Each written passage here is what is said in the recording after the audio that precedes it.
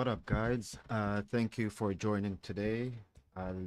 It's been a great start to the month, and I would say it's been a pretty good week for us.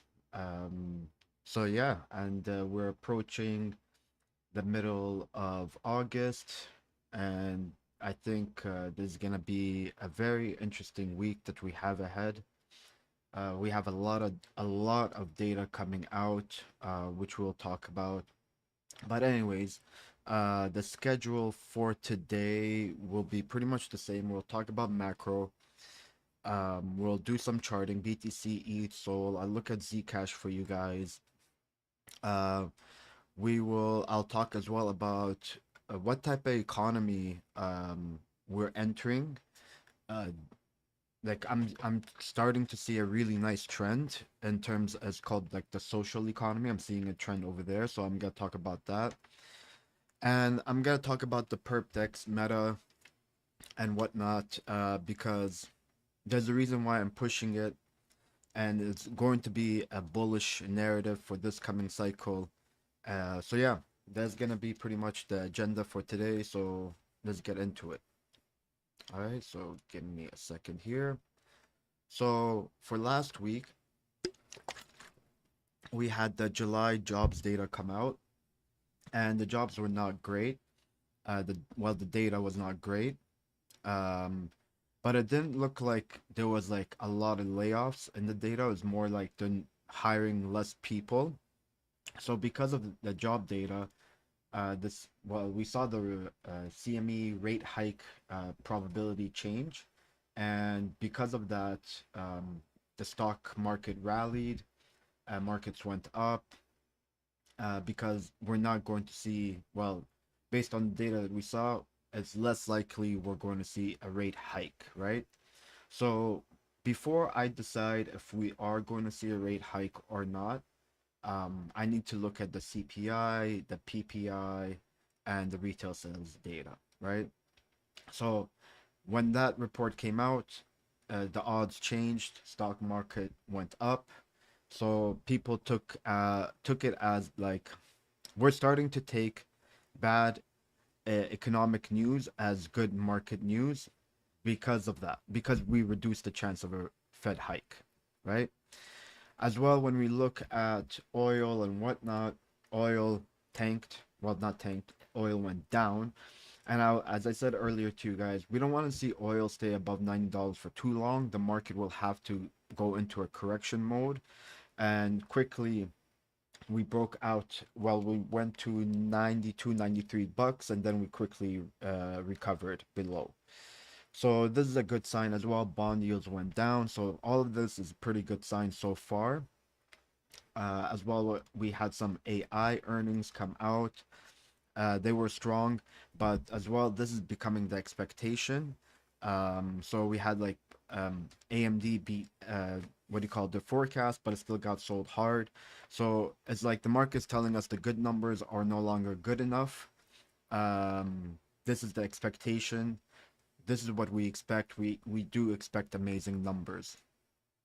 So that's pretty much what happened last week as a quick overview. This week, as I mentioned, we have the CPI coming out on Wednesday. Um, so when we look at the CPI, the forecast looks pretty damn good.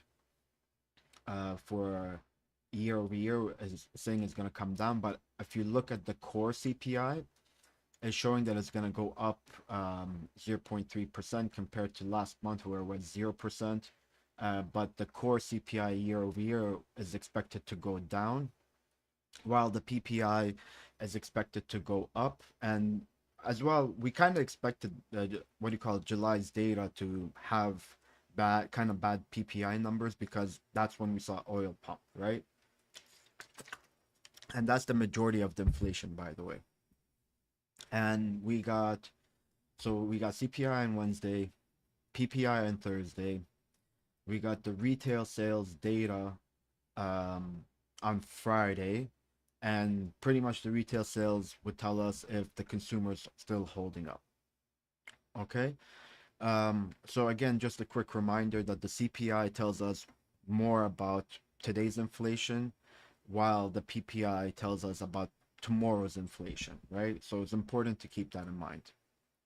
In terms of crypto, well, last week, um, we keep hearing about the cold card exploit. I think that reached 111 million. So that's pretty high. And this type of exploit is pretty rough because it's not like a DeFi protocol or some type of exchange or something that we expect. This is literally cold storage. And this is like one of Bitcoin main selling points, that you can hold on to your cold storage safely. And well, yeah, that didn't happen, and this is becoming an issue. And we're seeing a lot of FUD around like hardware wallets like Ledger and Treasure lately. So uh, yeah, so self custody is becoming an issue, and it's ironic because as these self custody issues are coming out, when we look at, I want to show you guys something. When we look at the ETF data, while we had all of these issues happening with self custody, we had the strongest inflow week since April, around $1.1 billion in inflow came in. So I don't know, maybe the cold card hack might actually have pushed people toward ETFs and more relegated type of custody. So yeah, it's pretty ironic that we saw the ETF put in its best week of inflows since April. Um, and yeah, 1.1 billion came in. That's pretty damn good. Now, the Clarity Act also did not pass, it just moved forward, so I think it returns in September. And as I said to you guys, for me, it's a non-event type of thing. Um, the reason why I'm not really concerned about the Clarity Act, because it doesn't really change anything. So again, it didn't pass, it moved forward, the market didn't change, there wasn't a crazy dump, there wasn't any issues or anything like that. Wherever we are with the Clarity Act or not, we'll still be in the same place, right? So crypto's not gonna die because the Clarity Act didn't pass. So again, for me, um, it's a non-event, right? This coming week, we want to see if this trend of inflows continues. So, but as again, as I said, it's a rough week filled with data coming out, and we want to pay attention if the CPI and the PPI comes in cooler, and if it does, it should bring down the yields, and that will be good for us. But if the inflation comes in hot and oil starts bouncing and the yield starts coming back up, that's not a good sign for us, right? And it's ironic because it's coming all in the middle of the month, and the trend has been the same for the last 8 months. So first 2 weeks we go up, last 2 weeks we chop and dump. So I'm more on the boat that we likely see the monthly high this week, and then we start chopping and whatnot, and then before we start moving down lower, right? And I want to remind you guys that last year, around this time, the PPI dumped us pretty hard. Um, it was a pretty rough week. So it was this candle over here, right? This was the PPI week and the CPI week. So the CPI pumped us to like a new all-time high at that time. So we broke the all-time high, then the PPI came in hot, and we retraced the pump completely, and then we went all the way down around Jackson Hole and whatnot, right? So we may get something like this. Let's keep an eye on it. Yeah. So this is what's coming this week. So the setup is pretty simple. You want to pay attention to what the data shows. You want to pay attention to how the market reacts, so you can prepare yourself whether to close your longs or prepare your shorts, right? So that's all for macro. For this week, I wanted to do a quick read, a quick overview. As well as you guys saw, I posted a new article on my Substack, pretty much talking about the last cycle, why I was kind of picky, and the type of things that happened, and what I am really looking for to like for us to have a really really nice rally. So I talked about these three things. I want to see rates coming down without inflation being an issue. I want to see the bond yields fall, the dollar weaken, and then I want to see the Fed start putting liquidity back into the market. Now, if we start seeing all these three things, we're kind of gonna get like a hybrid cycle of 2017 2021 to get merged, but we will have so much more infrastructure built because that infrastructure was built during 2023 to 2025. So it's gonna be a very interesting cycle ahead if we get all these three things happening. And yeah, it will be actually a pretty damn phenomenal cycle for everyone. And I talked about the kind of things we would see, like Bitcoin would run first, followed by the large caps, then the altcoins with very strong narratives.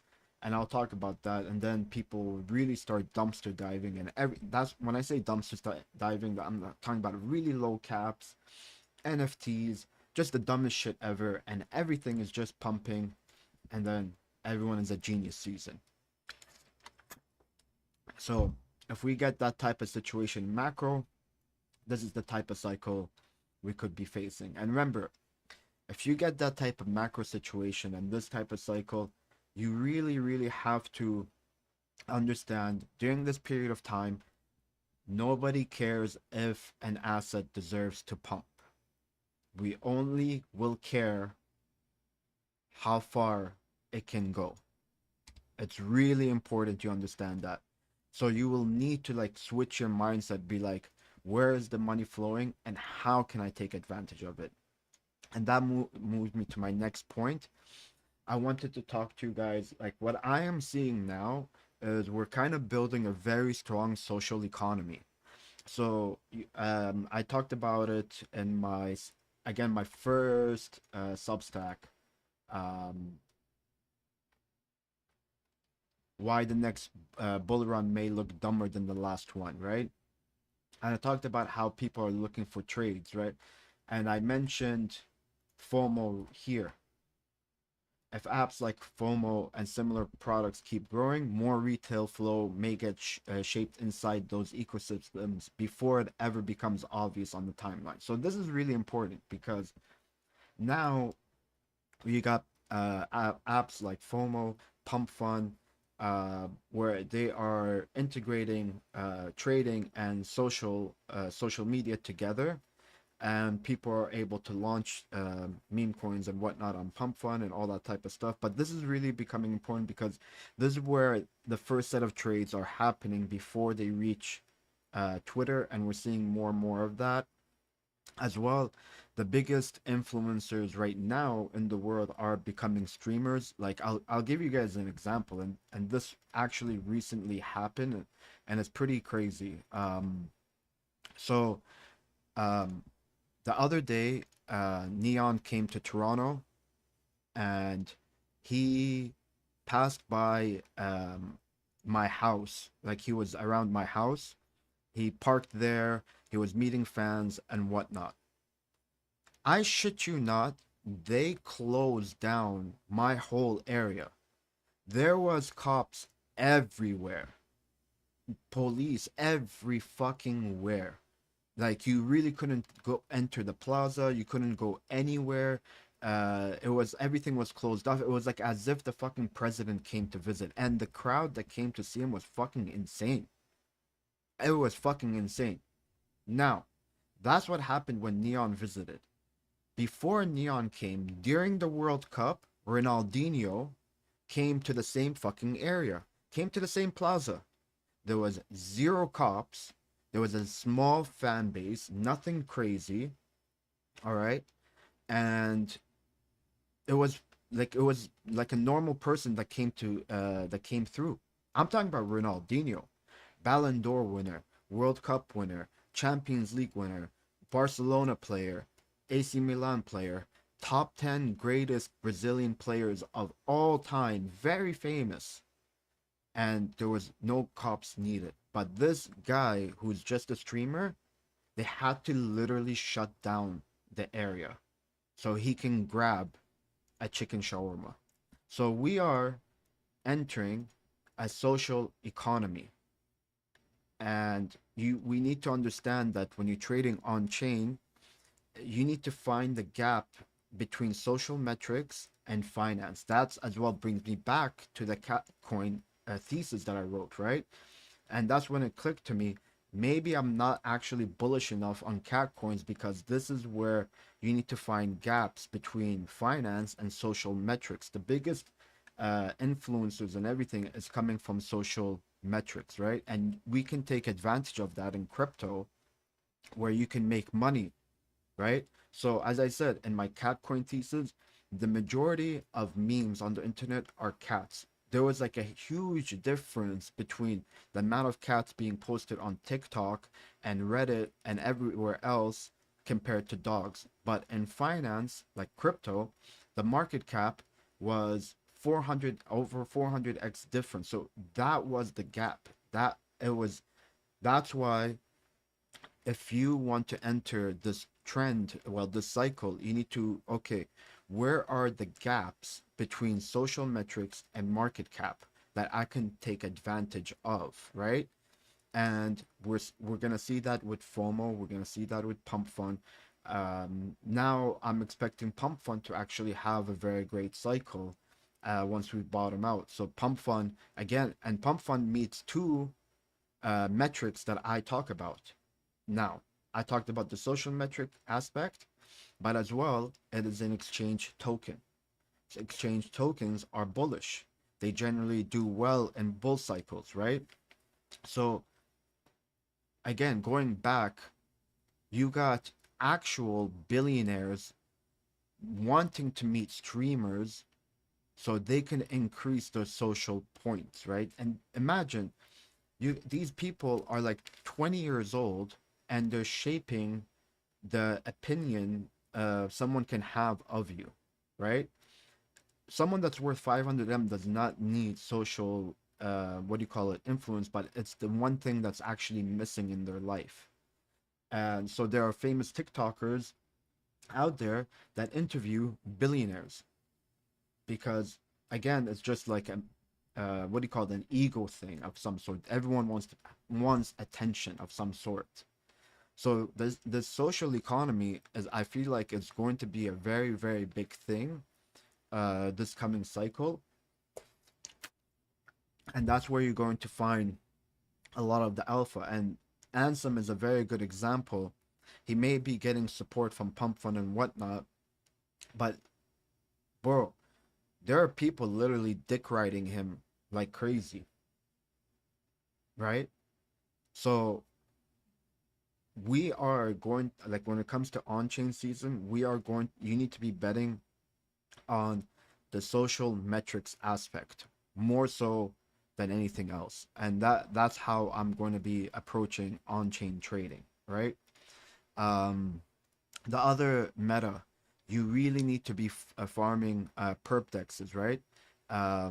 Because a lot of, well, it's not every perp dex, is every perp dex that has their order book on chain, right? Like RiseX, like Hype, like Lighter, right? For example, like N1, all these exchanges have their order books on chain. You want to be farming them, right? This is a meta that is only going to grow this coming cycle, and it's probably going to end this coming cycle. So you can buy Hype, you can buy Lighter. That's one way of getting exposure to it, right? But the other way is farming the airdrop, because that is what do you call it? You can get exposure to that meta with much lower risk.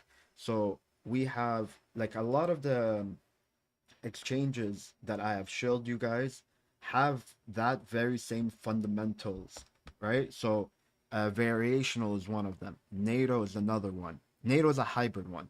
RiseX is the latest example, and one is going to come up. right? TX Flow is another one. These are all exchanges that carry those same fundamentals, and by farming their airdrops, you are getting exposure to this perpdex meta with much lower risk, right? And you will still have your hype holdings, you will still have your lighter holdings, but you will want exposure to the points these exchanges are offering, because the exchange tokens will probably airdrop you 5 to 6 figures very easily. Like for me, I'm expecting to make 6 figures off my airdrops alone, right? Because I'm taking this very seriously. So we are entering a market that's actually being it's very easy to identify where we are heading. Perp dexes are, their numbers are only going up, and they're actually closing the gap between centralized exchanges and decentralized exchanges. And even now, every centralized exchange has its own decentralized exchange, and they're building it. They're investing a lot of money into it.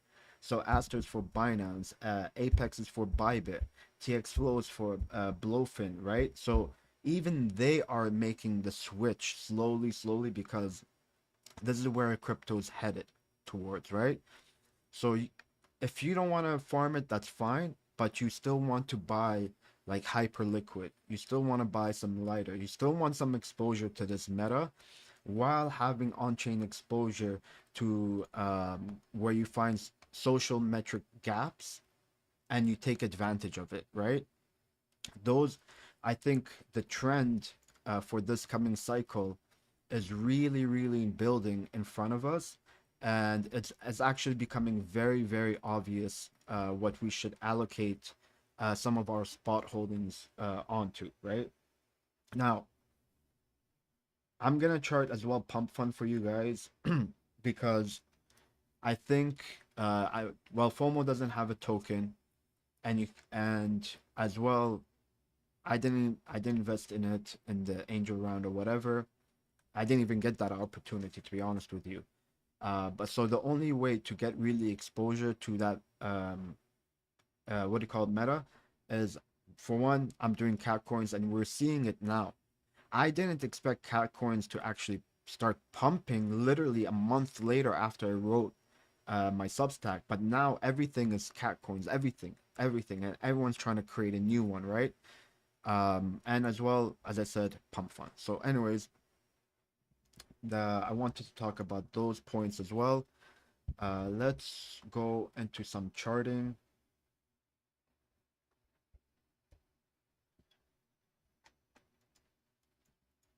Now, BTC kind of had like a pretty damn good Friday pump, and we closed above the level that I wanted to see. But at the same time, it's showing um, momentum is weakening, right? The momentum is weakening, so I'm paying attention to how this 4 hour closes right now, because it's really indicating we either have one last leg up before we start going down. And honestly, when I look at, um, let's see here, hourly, this just feels like grind up, building up for elevator down. Like the momentum and volume is really low, by the way. It's hitting really low levels that we haven't seen in a very long time. And I think we may put in the weekly top very early. I wouldn't long this level right here either. If you weren't long already from lower, I would not long this right now, right? It's either, because another thing, when I look at the EMAs and MAs,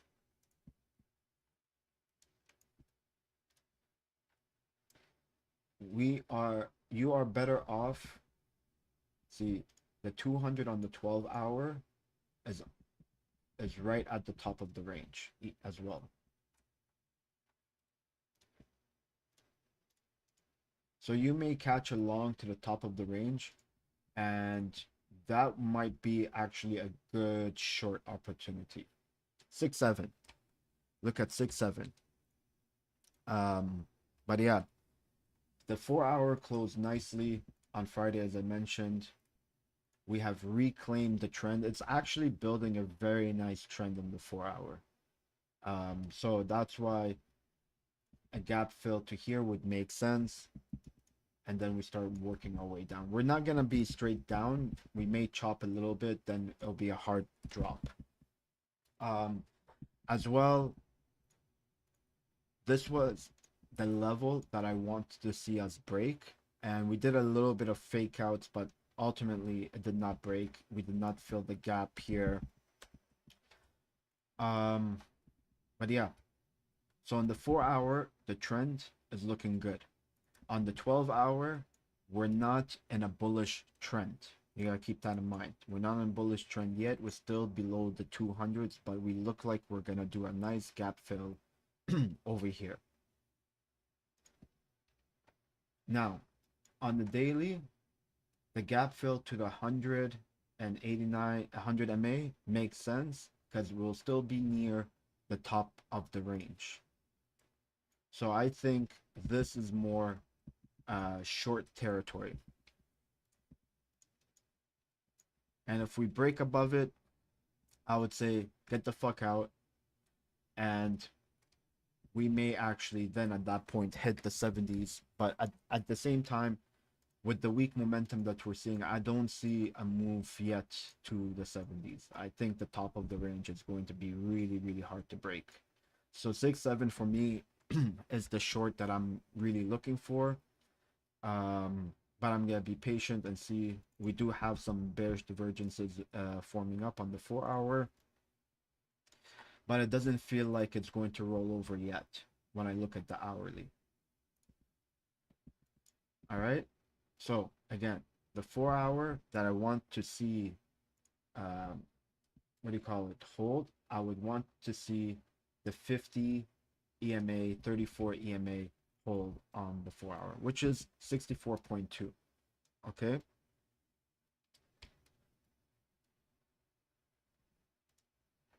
Sorry, I was on 12.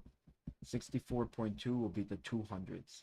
That's where I would want to see us hold. It's the 12-hour, this is over here, resistance over here that we have. We have we have to get a close above this 12-hour resistance. Okay? This is a must. And this is going to be hard to break. So we want to see a close above here. And if we get a close above this 12-hour top of the range or whatever, then we could be really looking at a move to 70K at that point. Okay? And the daily didn't really change for me. The 60K is still, if I see it, I'll bid it. And unless we get a close below here, right? That I was actually expecting that move to happen early August, but it didn't happen. So for me, I'm just going to be patient with it. I still have my ETH long running. I took some profit, but yeah, right now I only have an ETH long running at the moment, and I'm expecting it to hit. Well, I wanted to hit roughly just above 2K to close the rest of it out. But if it doesn't happen, it doesn't happen. That's why I took some profit already. Um, but yeah, when I look at the 3 day was still below the 34 EMA. And yeah, that the 34 EMA lines up with the 12-hour resistance. The 89 EMA on the daily lines up with the 12-hour resistance. And as well as see the 12-hour resistance lines up with the 13 EMA. But the 200 EMA is right at 69K, which lines up with the daily 200s. Okay, I know a lot of people are calling that the bottom is in. I'm still not on that boat that the bottom is in. I'm still gonna be patient with it um, until Q4. And as I said, in Q4 is when I will be really, really looking to start DC like dollar cost averaging into the market, um, and I think we're going to have a very beautiful bull market.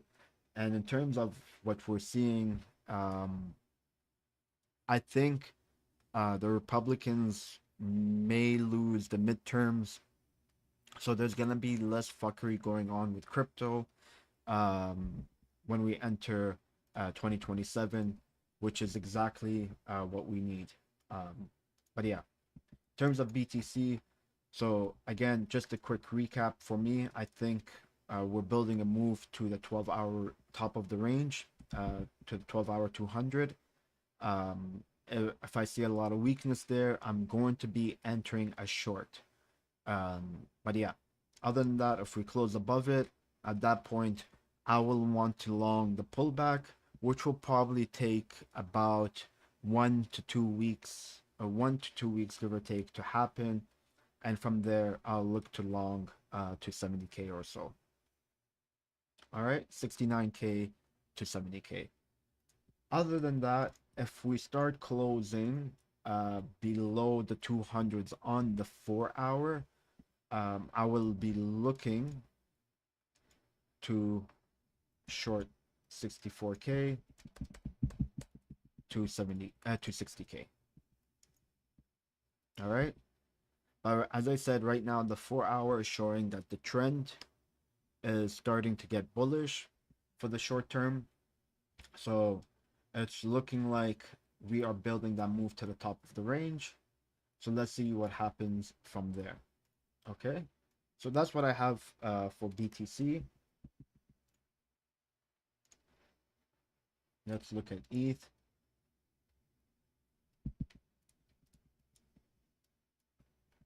So ETH from last week's levels respected the 12-hour support level that we drew. The 200s were there on the 4 hour, and as you can see, it was a good long. That's why I was telling you guys over here, it's building a bullish compression. We went long, and it's just like BTC. It actually has a cleaner trend than BTC right now on the 4 hour.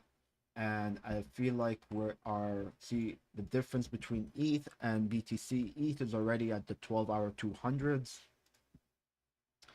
and it may do a gap fill to the daily 200, which is where I'll be looking to close the rest of my long. And if I see weak momentum there, that we're moving on less volume than before and all that type of shit, I'll be looking to short this level. All right. And then that type of short, I'll probably be holding it for, like, I don't know, God knows how long. Maybe until October, who knows, right? But it's looking like if we continue to hold this and we continue to close above the 100 MA on the daily, a gap fill is possible, right? Um, yeah, even now on the daily, oh, sorry, that's the 3 day. We're right at the 34. So a move to 2050 to 2100. Well, sorry, 2050 to 2100 is possible, and that's exactly what I'm looking for on ETH, right? So my stop on the ETH long is at my entry. Um, so if we lose the 4 hour 200s, we're probably gonna lose the 12-hour support, and we'll probably go to 1750, right? But right now we had a really good close on the 4 hour. So I really want to see us fill this gap to the 3 day. ETH is really looking pretty decent. It's actually being the center of focus right now in terms of infrastructure and whatnot. Right now, what's carrying Solana, I would say, is more like the meme coins and pump fund and FOMO and all that type of stuff, which is good. I mean, Solana needs something to carry it, and as long as meme coins are alive, it will carry it. but I still think that ETH will have a great cycle. Um, like I want to show you guys something here. So as I said, in the first three cycles, we saw this was the top of of ETH BTC the first time. Then we cut it by 50%, and we saw the top here. It's ironic because I want to show you guys something. When we topped the first time and we crashed, and what do you call it, the end, and we came over here, February 2018. ETH had a higher, I think, yeah, ETH USD price, I believe, was higher over here than over here, because BTC was much higher. Um, so, anyways, when we crashed and we came back to the previous all-time high, well, over here in the bear market. This was peak bear market, and we just pumped right back to it, but we dropped by 50%. And we did kind of the same thing here, right? This was the expected top of last cycle. We crashed and we pumped back to it, and then we're dumping over here. So if we were to follow the same trend of us, what do you call it? Dropping the all-time high of ETH BTC by 50%, then ETH BTC right now is above its next cycle's high. But I think we may change that this coming cycle. And even if ETH BTC was to dump over here again, I think next cycle we won't top here. We may double top over here. So we may break the pattern this coming cycle because of all the infrastructure that we're building on ETH. And keep in mind, the guy that's buying a shit ton of ETH is buying it without debt, compared to Sailor, who's buying all his BTC with debt, right? So Tom Lee is not buying ETH with any debt. He's just fucking up his stock, which is fine.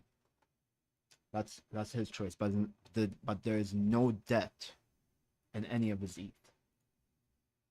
All right, so that's my take on ETH. I want to see a gap fill just above 2K. I'll close the rest of my long. Otherwise, if we retrace and whatnot and lose the 4-hour trend, I'm fully out of my long, and I'll be looking to short. So I expect all of this to play out either after the data, after the data is released for this coming week. So this coming week is going to be very, very, very hard to trade. And if you don't want to trade it on leverage, I don't blame you, to be honest. I don't blame you. So again, look at how it's playing beautifully to our levels, right? So this was all done last week. We drew this level. Where was it? Last week was what?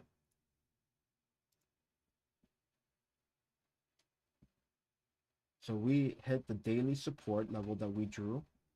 We bounced straight to the 4-hour resistance, and now we broke through it straight to the 12-hour resistance that we drew last week. This is beautiful. This is actually beautiful.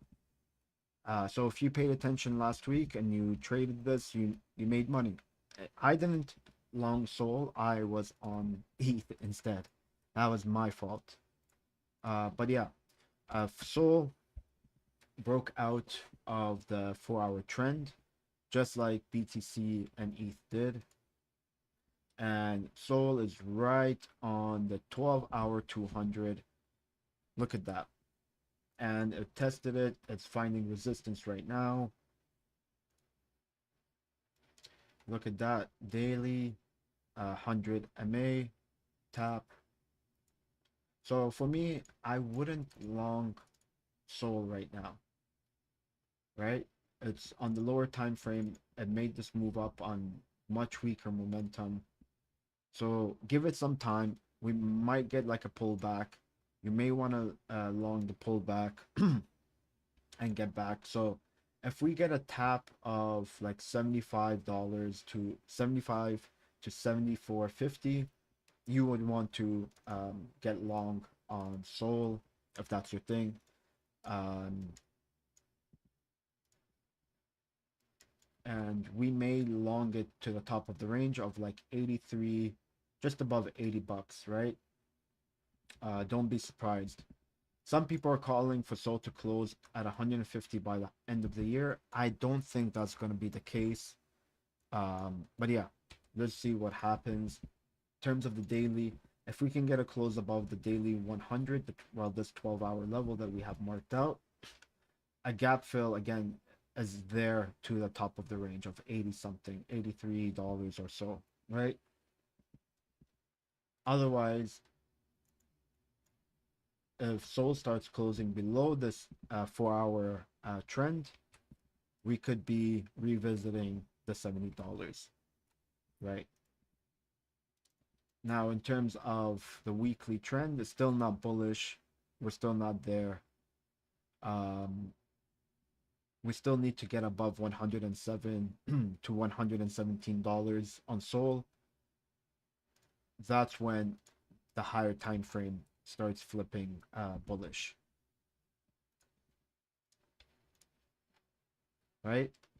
One, we'll be printing a higher high. Two, we'll be reclaiming resistance into support, and we can actually start building a move to possibly top of the range or $210, right? But other than that, if we don't and we retrace and we lose $70, breaking $60 will probably be on the table, and we could be looking at the 45 $50 mark that we talked about or like a long time ago. All right, so we have like actually a very interesting month ahead of us because it all starts this coming week. So this coming week, we have, as I said, the CPI, the PPI, and retail sales data, which will tell us everything. But as well, this is the week where the astro signs, even Polymarket, I showed you guys, Polymarket even mentioned the same thing I talked about in June. You got like the Sailor Eclipse, you got Ghost Month starting, and all this type of shit happening in astrology. And it's supposed to be like a very, very humbling time. So it actually, like, the chart will tell us everything, and if it really lines up with what astrology says. But as I said, this is a very interesting period of time, man. It really is a really interesting period of time. um and I think Sailor is really in for it, but we'll see. Think Sailor, by the end of this fucking year, he's gonna be eating dick soup, man. You're gonna be fucking eating dick soup. But anyways, let's look at Zcash. Zcash on the monthly looks pretty interesting. Don't be surprised if Zcash for some reason closes above here and then September closes red, which will print another bearish divergence, right? Zcash short for me is still on the table. I'm just waiting for the right time for it and being patient with it because I still believe that the short is in play. There are some weakness already showing on the 4-hour over here. So you may, like, if you're playing the 4-hour, you may want to prepare some shorts.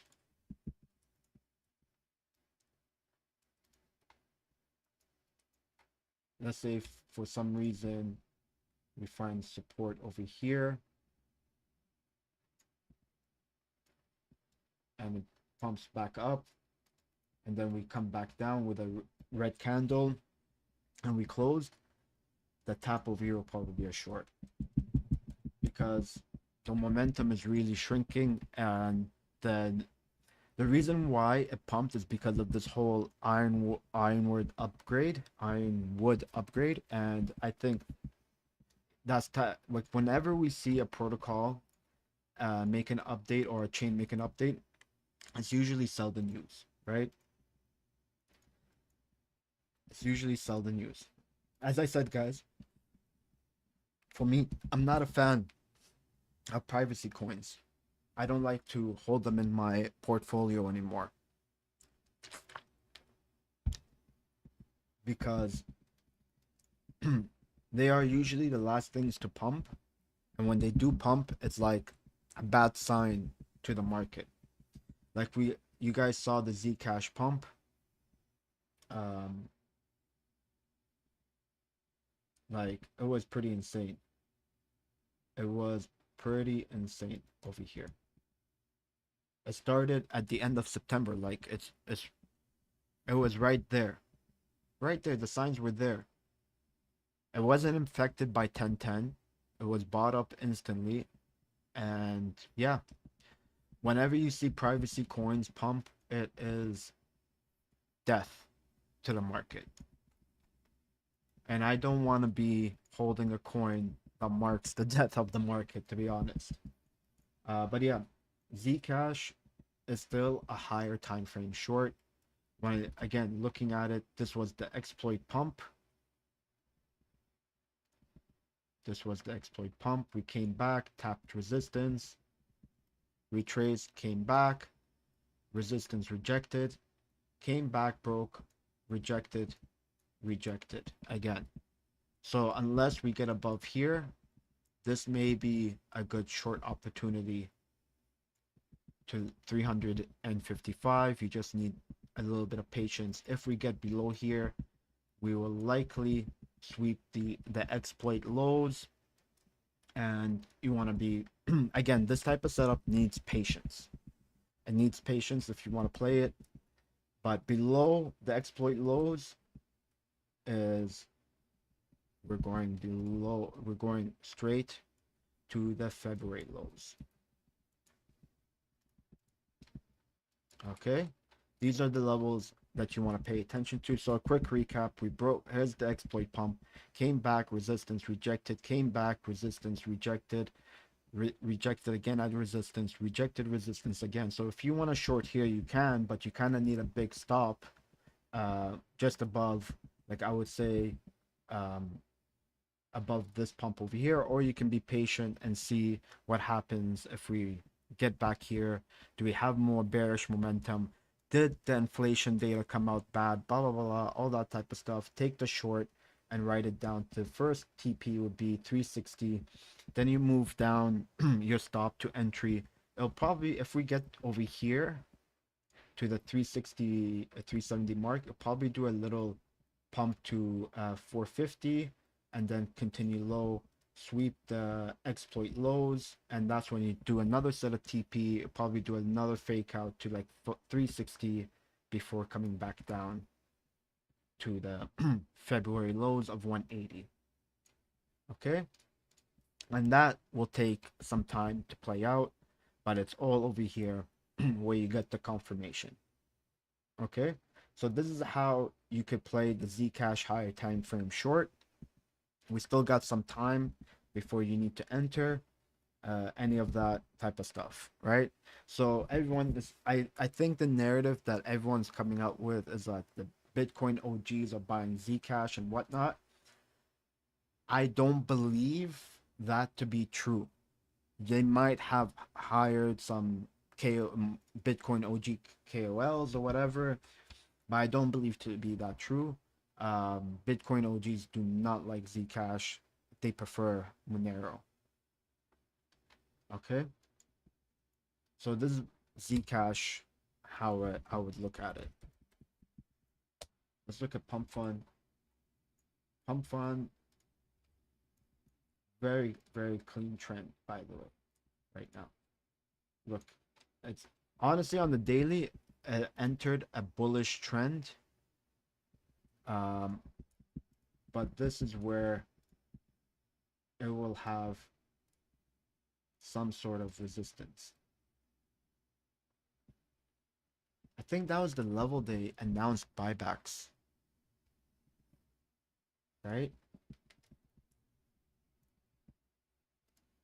Over here.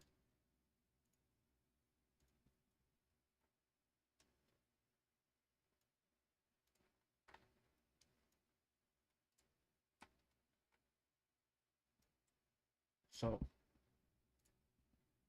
first it was support, then it became resistance, breakdown, 10-10 level, come back to resistance, come back to the 10-10 level, break the 10-10 level, sweep it.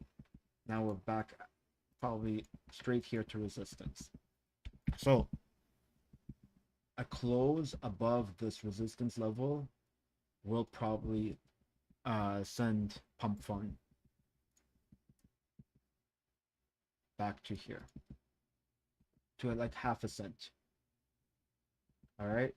So from here to here is like 100% pump, give or take. Otherwise, I think if we come here and reject, pump fund may sweep these 10-10 lows, come close to here, and you may want to buy it.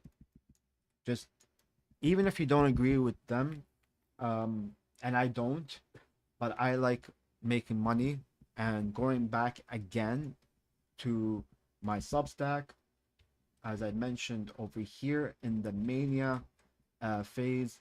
Nobody cares if an asset deserves to pump. We only care how far it can go. So keep that in mind. Even though I don't agree with pump fund, even though I don't really like it, it doesn't mean it's not going to pump, and doesn't mean you should ignore the money making opportunity. If that's what the market agreed to, take it, because you want to ride the alts with a strong narrative, right? That's what helps you. But yeah.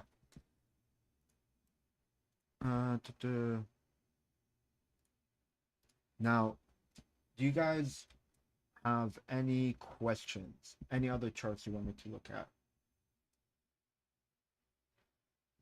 Let's look at hype.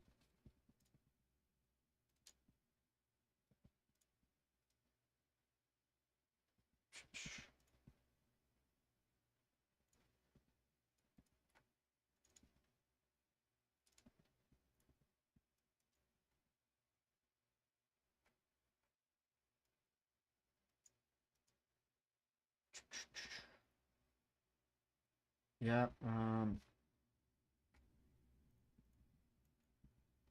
if hype breaks the 50 and taps it, that's pretty much a short. But how far will it go? To be honest, we may not even see these lows. We may just form kind of like a higher low.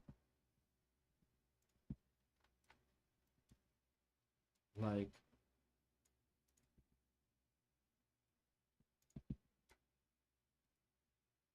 on the grand scale of on the grand scale, it would be a higher low, right?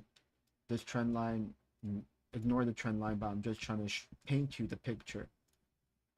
Like there's a higher low, there's a higher low. Even coming back to 28, $30 would make it a higher low, and then we chop, and then we work our way up to a new all-time high, right?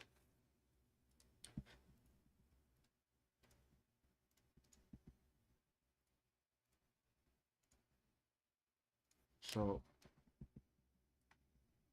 this is what I'll do for hype. You guys look at lighter as well.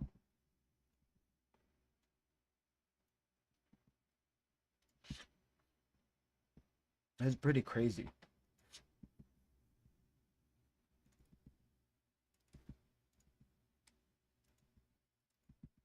But right now,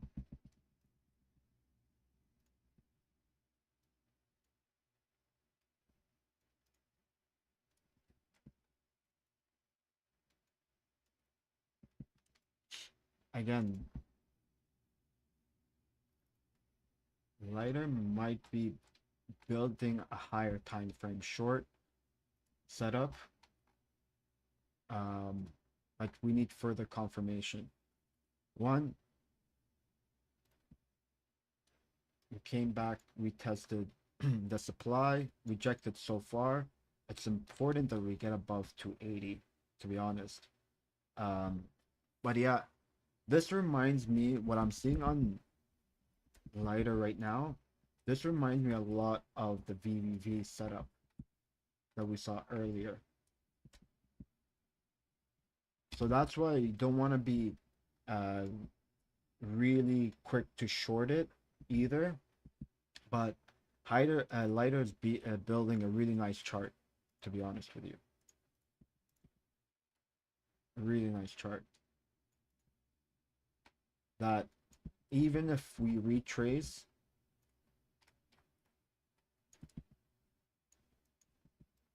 I don't like I don't really see us breaking these lows that we saw.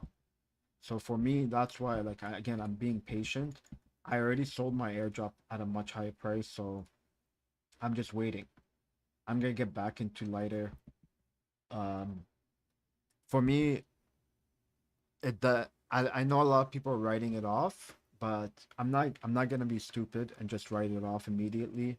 I think they're going to crime it up, especially with the backing of Robinhood. There's the Robinhood is talking about injecting, I don't know, something to do with the yield or injecting liquidity. But yeah, there's something going on that's pretty damn good for Robinhood and Lighter. But ultimately as well, you may want to get exposure to the Robinhood chain, right? Like Cashcat, for example, might actually be the billion-dollar runner, by the way, this coming cycle. So whatever it may be, you want to keep Cashcat on your watch list, and you want to have exposure to the Robinhood chain. So I'll remind you guys of something. Last week I talked about it. When you find a new chain launch like Robinhood, last cycle we had base, and the first initial pump, a lot of people faded it and whatnot, and then everything retraced like 90% or more, and everyone ignored it, moved on, called it a scam and whatnot. But that was actually the best buying time, which was around January 2024. You had Degen right at the floor at 500K, and it went to 2.5 billion market cap. You had Dog and Me at 300K that went to like 100 and something million market cap, right? So there was really, really, really good opportunities, and all you had to do was switch your brain. And honestly, this is the same situation playing out again with Robinhood. Robinhood is going to present the same type of opportunities that Base did, and they're just not going to let it sit there and die, right? And let everything go to zero, especially something like Cashcat, which they listed as a spot listing on their exchange. So you want to have exposure to Robinhood chain. Be again, this is something for later. Be patient with it, and do research on the best projects, and just buy some. Like I read something about like Index, which is a pretty good project on Robinhood. So I'm looking at Index, I'm looking at Cashcat. I want to have exposure to the chain, and then I'm gonna add Lighter. So those three things is how I'm going to be exposing myself to that chain. And I suggest that you allocate some percentage of your portfolio into Robinhood, because you don't want to miss out on these opportunities, really. Okay. Um, do you see Soul Betas pumping like Jito and Pengu? Pengu is more of an NFT project. I think the idea of Pudgy Penguins, it will probably still do well. I think Pengu might, and I think yeah, Jito and Pengu might do well because Jito's run, what do you call it, launched its own exchange. Um, so let's see. What Solana's known for cramming things up.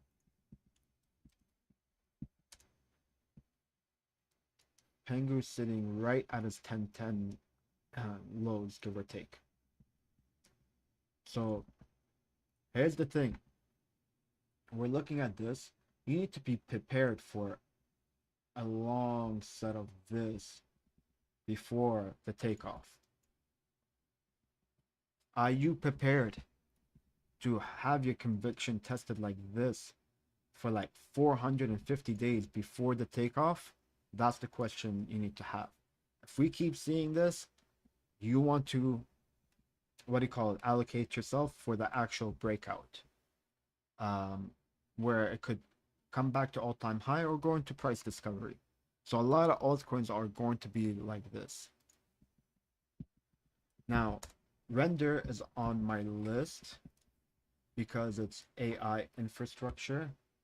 So, but again, I haven't bought any yet.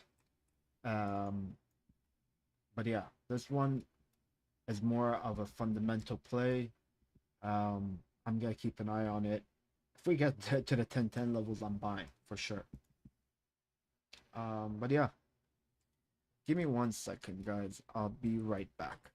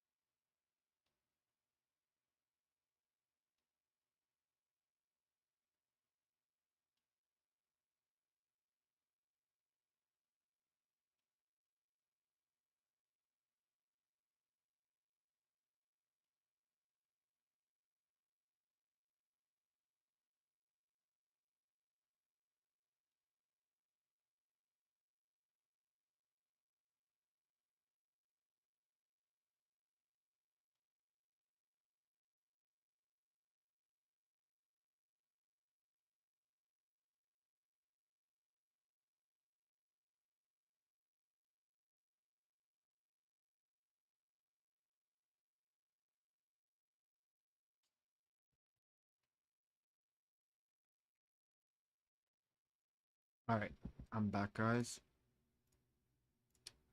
So yeah, um, we did a lot of charting today, and again, let's do a quick recap. So the most important thing, guys, is because we're getting close to the bottom. We're in Q3. We're entering Q4 soon. And after we bought bottom and end the year,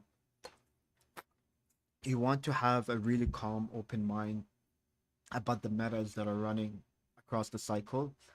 And you just need to be like, you know what, if people are buying this and this is where real momentum is happening, let me take advantage of it and make some money, right? And that's actually the beauty about crypto. So again, keep in mind, look for trades that are where you can find gaps and advantages in farm, like as I said, the social economy stuff, farm, the perp dexes, the airdrop meta. This is probably going to be the last cycle where the airdrop meta will be this easy, and you will want to take advantage of it. It's going to be an easy 6-figure airdrop right off the floor for a lot of you guys. And yeah, and I think before I end the stream, um, what I wanted to talk to you guys is as well, like the importance of staying grounded. And this is something I'm gonna tell you guys like from years of experience, and the importance of staying calm, even when I was under pressure. Um, because whenever I was under pressure, uh, my emotions made it feel like it was more extreme than it actually is. Like if something small can feel like a disaster, or a loss from a trade can feel like you can't recover, or you feel like every opportunity is your last chance and whatnot. So when you calm yourself down and you look at the exact same situation again, you usually start seeing options you wouldn't see before. That's why I think like being calm under pressure is kind of like a superpower and really an advantage when it comes to trading. And it's not really, I'm not saying not to have emotions, but I'm saying not to let the emotion make decisions for you. And as well, you can even apply this to who you ask for advice. Like you kind of have to remember that everybody gives advice, through like the lens of their own life. So, for example, if someone is broke, scared, angry, bitter, or just going through a terrible period in their life, they might like still genuinely care about you, but they're looking at your current situation through their state. And let's say you tell them you want to start a business, but they'll give you 20 reasons why it will fail. You tell them you want to take a risk, and they'll tell you literally everything that could go wrong. Sometimes they're right, but sometimes they are just like projecting their own fear onto your opportunity. But at the same time, you got to remember the opposite of that can be just as dangerous, because someone who's making a ton of money, or they're euphoric, or just have something working perfectly for them, can make everything sound easy. Like they'll be like, just bro, just do it, put more money in, take the risk, it worked for me, yada yada. Maybe they got lucky. Maybe they're taking risks you can't afford to take. Maybe their circumstances are different from yours. What worked for them may not work for you. We hear this all the time. And you see this constantly in markets. So at the bottom, you're going to see everybody's terrified. And you're going to see everybody tell you why things are going to go lower. At the top, everyone feels like a genius and will tell you why it can only go higher. And both sides will infect your thinking if you're not careful, right? That's why I think one of the most important things you can learn is how to stay grounded. So it doesn't, it's okay to listen to the optimistic people, it's okay to listen to the pessimistic people, or successful people, or people who have failed. But it's important that you don't outsource your thinking to any of them. Take the information, but remove emotion as much as possible, and then look at your own situation, look at the upside, look at the downside, ask yourself what happens if you're wrong, then make your own decision. Because the best advice isn't coming from the person who is most scared or most excited. It's coming from someone who can look at a situation clearly without needing you to do one thing or the other. And that's ultimately the person you should try to become. Someone who can stay calm when things are going badly, stay humble when things are going incredibly well, and make try to make your decisions somewhere in the middle. And that's what like being grounded means to me. You don't need to be pessimistic, you don't need to be blindly optimistic, you just need to be clear with yourself. And if you carry that with you into this bull run, you will do extremely well. All right. So this is how I'm gonna end the stream, guys. Um, let's have a great week. We have all the data coming out. Stay locked in. Stay focused. We may get some really good higher time frame short opportunities. So yeah, stay locked in, guys. Thank you for joining, and I will talk to you guys later. Bye, everyone.